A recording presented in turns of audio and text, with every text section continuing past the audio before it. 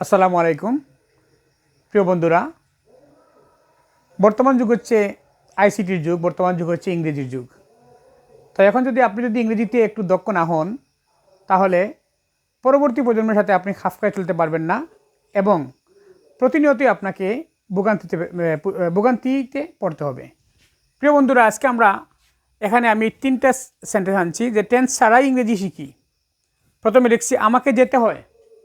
আমাকে যেতে হয় যদি আমরা ইংরেজি করি, তাহলে আমাকে এখানে সাবজেক্ট হবে আই, এরপর আমরা আনবো এম, এরপর আসবে যেতে হয় to go. I am to go, আমাকে যেতে হয়। এখন যদি এটাকে আমি বলি আমাকে যেতে হবে, তাহলে আমরা এভাবে করব, আই হ্যাভ টু গো। এরপর যদি আমরা একটু ভবিষ্যতের দিকে যাই, আমাকে যেতেই হবে, তাহলে এর সঠিক ট্রান্সলেট হবে I will have to go.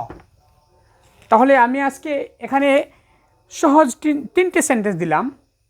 আপনারা বাসায় চর্চা করবেন যাতে করে এ ধরনের সব সেন্টেন্সগুলো আপনারা ইংরেজি করতে পারেন। ধন্যবাদ।